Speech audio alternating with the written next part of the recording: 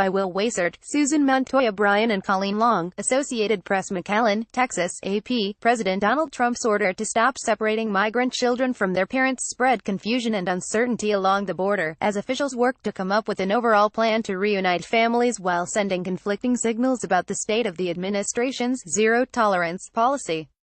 Parents who remained locked up struggled to get in touch with children being held in many cases hundreds of miles away. Some said they didn't even know where their children were. Others said they had been deported without them. A senior Trump administration official said that about 500 of the more than 2,300 children taken from their families at the border in recent weeks have been reunited since May. Federal agencies are working to set up a centralized reunification process for all remaining children at a detention center on the Texas side of the border, said the official, who was not authorized to discuss the matter publicly and spoke to the Associated Press on condition of anonymity. There were also signs that the administration is dialing back, for now at least, its zero-tolerance policy of prosecuting all adults caught crossing into the U.S. illegally. The federal public defender's office for the region that covers El Paso to San Antonio said Thursday that the U.S. Attorney's Office would be dismissing cases in which parents were charged with illegally entering or re-entering the country and were subsequently separated from their children.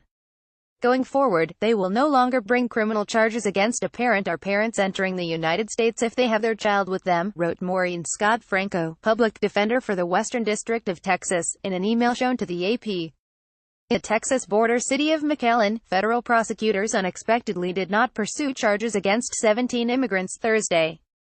A prosecutor said in court that there was no prosecution sought, in light of Trump's executive order ending the practice of separating families. Justice Department officials denied that zero tolerance had been abandoned. There has been no change to the department's zero-tolerance policy to prosecute adults who cross our border illegally instead of claiming asylum at any port of entry at the border, spokeswoman Sarah Isgor Flores said.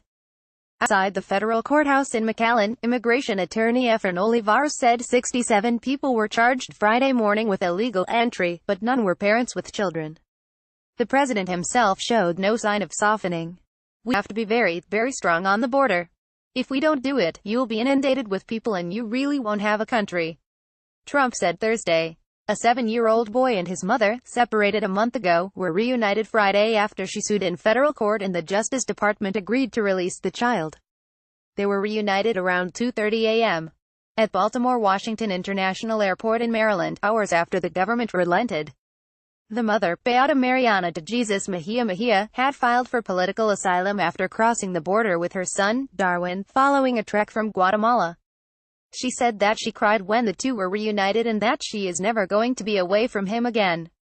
But a 31-year-old Brazilian man held in Cebolla County Correctional Center in Milan, New Mexico, said he didn't know when he would see his 9-year-old son again. The father told the AP in a phone interview that he spoke to his son once by phone since they were separated 26 days earlier. The man, who is seeking asylum, spoke on condition of anonymity because, he said, a gang is looking for him in Brazil for failure to pay an $8,000 debt. The man said he worries about his son, who speaks only Portuguese. He cried. He was so sad, the father said. I had promised him it would only be 3 to 5 days. The uncertainty at the border resulted after Trump abruptly reversed policy in the face of an international outcry over the separation of children from their parents. The president said he would keep children and parents together.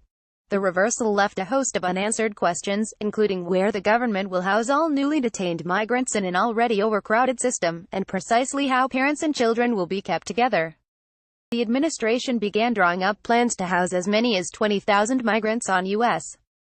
military bases, though officials gave conflicting explanations as to whether those beds would be for children or for entire families. The Justice Department also went to court in an attempt to overturn a decades-old settlement that limits to 20 days the amount of time migrant children can be locked up with their families. In Washington, the House killed a hard-right immigration bill Thursday and Republican leaders delayed a planned vote on a compromise GOP package, with party members fiercely divided on the issue. Democrats opposed both measures.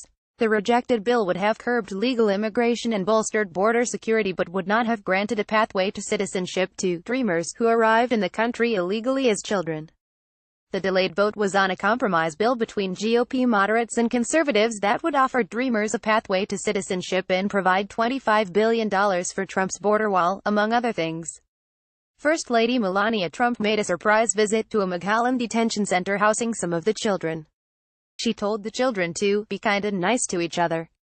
She made waves while boarding the flight to McAllen in a green military-style jacket with the message, "I really don't care, do you?" on the back.